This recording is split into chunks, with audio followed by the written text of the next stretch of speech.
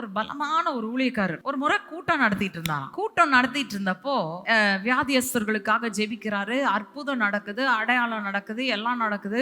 உடனே எல்லாம் ஜெபம் பண்ணி முடிச்சு கூட்டம் முடிச்சுட்டு ஆமேன் போட்டு கிடுகிடுன்னு போய் அவர் கார்ல ஏறாரு. ஒரு அம்மா மட்டும் விட்டாப்படியா பின்னாடியே வந்துட்டு, ஐயா என் தலையில கை வச்சு ஜெபம் பண்ணு. No, the meeting is over, it's closed, I don't pray for people after the meeting அப்படின்னாராம். இவர் கார்ல ஏறி போன உடனே கதவு பிடிச்சிருச்சான். கதவு பிடிச்சிட்டு எனக்கு ஜெபம் பண்ணுங்கன்னு இவருக்கு ரொம்ப கோவம் வந்தது. ஓங்கி பலமா கையை அடிச்சு அந்த அம்மா தலையில அடிச்சு சொன்னாராம், be healed in Jesus nameனாரா. அந்த அம்மாக்கு சுகம் வந்துருச்சு. அந்த அம்மா குதிக்குது, praise the Lord, hallelujah, I'm healed ன்னு குதிக்குது. அவர் சொல்றாரு, அந்த அம்மாக்கு சுகம் கிடைச்சிருச்சு, என்னால சந்தோஷப்பட கூட முடியல. காரணம் என்ன?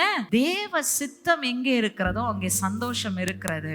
அதை விட்டு நீங்க வெளியில போயிட்டீங்க, நீங்க உங்க சுயத்துல நின்னீங்க, உங்க மனதுல இருக்கிற அரண்களை பிடிச்சிட்டு நின்னீங்கன்னா என்ன ஆகும்? உங்களுக்கு வர வேண்டிய மகிழ்ச்சி வராம நீங்க துக்கம் தான் பட முடியுமே தவிர you will not be happy.